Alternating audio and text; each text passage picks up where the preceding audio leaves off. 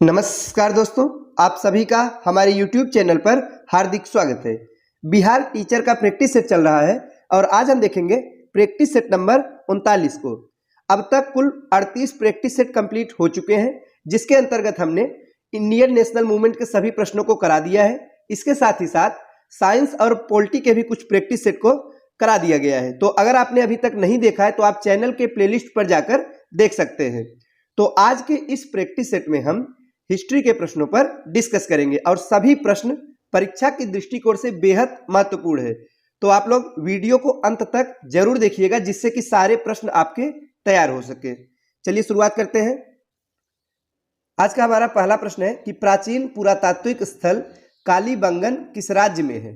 तो ये जो कालीबंगन प्राचीन पुरातात्विक स्थल है, यह किस राज्य में स्थित है?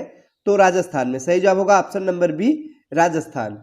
तो कालीबंगा जो कि प्राचीन हड़प्पा सभ्यता का एक पुरातात्विक स्थल है, यह राजस्थान के हनुमानगढ़ जिले में स्थित है। और इसकी खोज किसने किया था? तो अमलानंद घोष ने इसका खोज किया था। और दोस्तों यहाँ से यज्ञ वेदी एवं जुते हुए खेत के साक्ष्य मिले हैं। याद रखिएगा, जुते हुए खेत के बारे में परीक्षा में पूछा जाता है। तो जुते हुए खेत के साक्ष्य कहाँ से मिले हैं? तो कालीबंगा से मिले हैं। नेक्स्ट है कि प्रथम मानव जीवाश्म भारत की किस नदी घाटी से प्राप्त हुआ था? तो जो प्रथम मानव जीवाश्म मिला था वो नर्मदा घाटी से प्राप्त हुआ था। सही जवाब होगा ऑप्शन नंबर सी। तो जो प्रथम मानव जीवाश्म है वो नर्मदा घाटी से प्राप्त हुआ है। अगला प्रश्न है कि भारत की प्राचीनतम संस्कृति कौन सी है? तो दिए गए विकल्पों के अनुसार हमें बताना है इनमें से सबसे पुराना कौन सा है। तो पूरा पाषाणिक संस्कृति। तो पाषाण काल के 3 पार्ट किए जाते हैं, उसमें पूरा पाषाण काल है, मध्य पाषाण काल है और नव पाषाण काल है। तो इसमें से भी जो सबसे पुराना है वो है पूरा पाषाण काल। आगे है कि भारत में विश्वविख्यात शैल चित्रकला स्थल कहाँ स्थित है? तो यह कहाँ स्थित है? तो सही जवाब होगा ऑप्शन नंबर सी, भीमबेटका में। और दोस्तों ये भीमबेटका कहाँ पे है? तो वर्तमान में मध्य प्रदेश में भीमबेटका स्थित है। तो सबसे पुराना चित्रकला का जो साक्ष्य मिला है वो भीमबेटका की गुफाओं से ही मिला है। और यह मध्य प्रदेश के किस जिले में स्थित है? तो रायसेन जिले में स्थित है। और यहाँ पे आदि मानव द्वारा बनाए गए शैल चित्रों के लिए यह बहुत फेमस है। नेक्स्ट है कि प्रथम मनके के निर्माण का प्रमाण किस स्थल से प्राप्त होता है? जो मनके के निर्माण का प्रमाण था पहली बार वो किस स्थल से मिला? तो पाटने से। सही जवाब होगा ऑप्शन नंबर ए। अब पाटने कहाँ है दोस्तों? तो यह महाराष्ट्र में स्थित है। अगला प्रश्न है कि चिरांद पुरा स्थल पर किस प्राचीनतम संस्कृति के अवशेष मिले हैं? तो नवपाषाणिक संस्कृति के अवशेष मिले हैं। सही जवाब होगा ऑप्शन नंबर ए। और चिरांद यह कहाँ है? तो बिहार राज्य के सारण जिले में स्थित है चिरांद। और यहाँ से नवपाषाणिक अवशेष प्राप्त हुए हैं और यहाँ से चावल की खेती के भी प्रमाण मिले हैं। आइए देखते हैं अगला प्रश्न कि जिस काल में कृषि कर्म का प्रादुर्भाव हुआ वह कहलाता है। तो वो काल कौन सा कहलाता है? सही जवाब होगा ऑप्शन नंबर बी, नवपाषाण काल। तो दोस्तों जो कृषि का साक्ष्य मिलता है वो नवपाषाण काल से मिलता है, किंतु इसकी जो शुरुआती अवस्था थी यानी शुरुआती दौर है वो मध्य पाषाण काल से ही कृषि करना प्रारंभ किया जाता है आदि मानव द्वारा। लेकिन व्यवस्थित ढंग से जो कृषि प्रारंभ होती है उसके साक्ष्य नवपाषाण काल से ही मिलते हैं। नेक्स्ट है कि दमदमापुरा स्थल किस प्रदेश में स्थित है? तो ये जो दमदमापुरा स्थल है यह उत्तर प्रदेश में स्थित है। सही जवाब होगा ऑप्शन नंबर सी। और उत्तर प्रदेश में किस जिले में स्थित है? तो प्रतापगढ़ जिले में स्थित है दमदमापुरा स्थल। अगला प्रश्न है कि भारत में पशुपालन एवं कृषि के प्राचीनतम साक्ष्य प्राप्त हुए हैं। तो इस प्रश्न का सही जवाब होगा ऑप्शन नंबर डी, मेहरगढ़ से। तो भारत में पशुपालन एवं कृषि के जो प्राचीनतम साक्ष्य मिले हैं वे मेहरगढ़ से मिले हैं। और वर्तमान में मेहरगढ़ कहाँ है? तो बलूचिस्तान में बोलन नदी के किनारे स्थित है। और यह एक नवपाषाणिक स्थल है दोस्तों। और यहाँ से 7000 ईसा पूर्व पशुपालन व खेती के साक्ष्य मिले हैं। आगे है कि निम्नलिखित में से किसको कैल्कोलिथिक युग भी कहा जाता है? तो दोस्तों चालकोलिथिक युग भी इसे कहते हैं। तो वो कौन सा युग है जिसे चालकोलिथिक युग कहते हैं? तो वो है ताम्रपाषाण युग। सही जवाब होगा ऑप्शन नंबर सी। तो ये जो ताम्र पाषाण युग है, इसे चालकोलिथिक युग भी कहा जाता है। और जिस काल में मानव ने पत्थर और तांबे के औजारों के साथ साथ इनका प्रयोग किया और ज़्यादातर तांबे के औजारों का प्रयोग करना शुरू करता है, उसे ही ताम्र पाषाणिक काल कहते हैं। इसे चालकोलिथिक युग के नाम से भी जाना जाता है। एक प्रश्न परीक्षा में पूछा जाता है कि वो कौन सी धातु है जिसका प्रयोग मानव ने औजारों के रूप में सबसे पहले किया। तो उस धातु का नाम क्या है दोस्तों? तांबा। सबसे पहले प्रयोग की जाने वाली धातु तांबा थी। आगे है कि इस समय मोहनजोदड़ो किस देश में है। तो बताइए कि जो मोहनजोदड़ो है, जो कि हड़प्पा सभ्यता का एक प्रमुख स्थल है, यह वर्तमान में किस देश में है? तो पाकिस्तान में। सही जवाब होगा ऑप्शन नंबर सी, पाकिस्तान। साथियों, मोहनजोदड़ो यह पाकिस्तान के सिंध प्रांत के लरकाना जिले में स्थित है। और किस नदी के किनारे? तो सिंधु नदी। ये भी याद रखिएगा, मोहनजोदड़ो किस नदी के किनारे? तो सिंधु नदी के किनारे स्थित है। एक प्रश्न मोहनजोदड़ो से और पूछा जाता है कि मृतकों का टीला किसे कहते हैं। याद रखिएगा, मृतकों का टीला मोहनजोदड़ो को ही कहा जाता है। इसका शाब्दिक अर्थ ही है मृतकों का टीला। अगला प्रश्न है कि निम्नलिखित कथनों में से कौन सा कथन सही है। तो दोस्तों 5 कथन दिया गया, हमें बताना है कौन कौन सा सही है। पहला है कि हड़प्पा का उत्खनन 1921 में किया गया था, बिल्कुल सही है। 1921 में सर जॉन मार्शल के निर्देशन में तो दयाराम साहनी ने हड़प्पा सभ्यता का यानी हड़प्पा स्थल का उत्खनन कराया था। पहला कथन बिल्कुल सही है। दूसरा है वर्तमान में हड़प्पा पाकिस्तान में स्थित है, ये भी सही है। और किस नदी किनारे स्थित है दोस्तों? तो रावी नदी के किनारे स्थित है। तीसरे कथन में कहा गया हड़प्पा व्यास नदी के किनारे स्थित है, गलत है।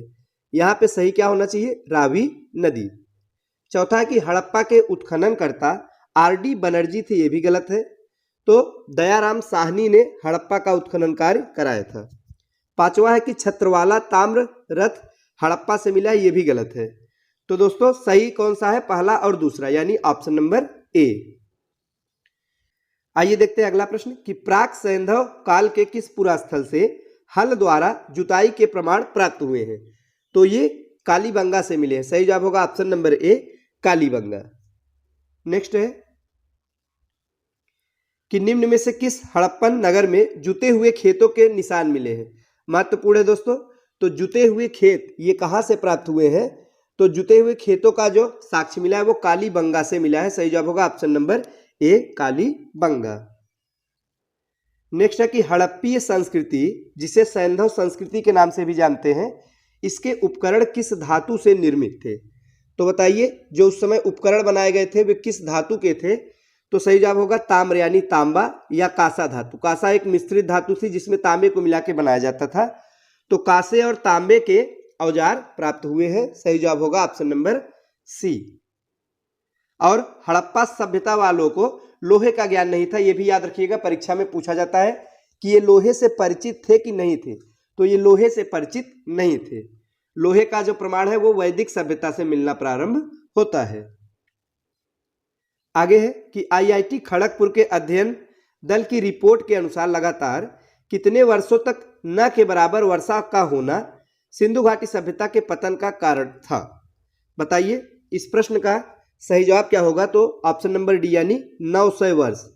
तो हाल ही में IIT खड़गपुर के वैज्ञानिकों द्वारा शोध किया गया और उसमें यह बताया गया कि जो सिंधु घाटी सभ्यता समाप्त हुई थी उसका वजह सूखे की अवधि का होना था। यानी कि इनका मानना है कि सूखा पड़ा था लंबे समय तक, इस कारण से इस सभ्यता का पतन हुआ था। और इसमें बताया गया है कि लगभग 900 वर्षों तक बारिश न के बराबर हुई थी, इसीलिए इस सभ्यता का पतन हो गया था सूखे के कारण। नेक्स्ट है कि सिंधु घाटी सभ्यता की सबसे महत्वपूर्ण विशेषता क्या है। तो इस सभ्यता की जो सबसे महत्वपूर्ण विशेषता है वो है कि पक्की ईंट से बनी इमारत। सही जवाब है ऑप्शन नंबर ए। तो जो सिंधु घाटी सभ्यता है ये एक नगरीय सभ्यता थी और ऐतिहासिक विरासत का ये प्रारंभिक बिंदु भी इसे माना जाता है। और दोस्तों पहली बार भारत में जो नगरों का उदय हुआ था वो इसी सभ्यता में हुआ था। और यहाँ पे सुव्यवस्थित ढंग से इस सभ्यता को बसाया गया था। जो सड़कें थी वे एक दूसरे को समकोण पर काटती थी, यानी सीधी सड़कें हुई थी, पक्की नालियां थी। इसके साथ ही साथ दोस्तों जो भवन निर्माण हुआ है उसमें पकी हुई ईंटों का प्रयोग किया जाता था।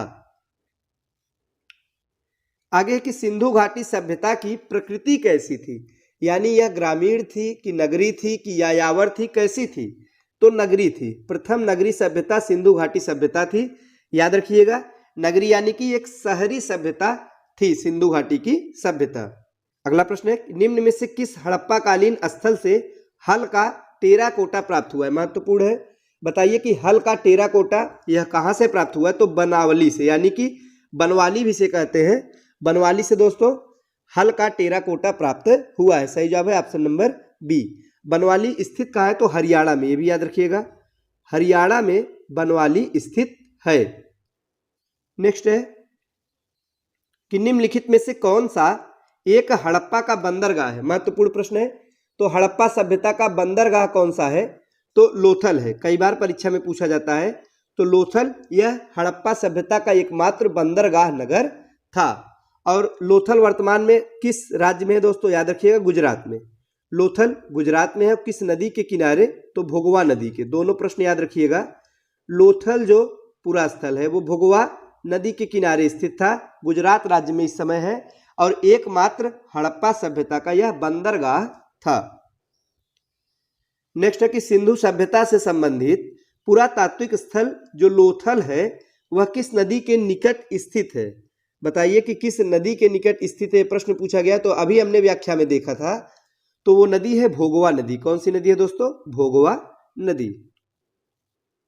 आइए देखते हैं अगला प्रश्न कि हड़प्पा में एक उन्नत जल प्रबंधन प्रणाली का पता चलता है, तो किस स्थल से पता चलता है? तो धौलावीरा में। सही जवाब होगा ऑप्शन नंबर ए, धौलावीरा।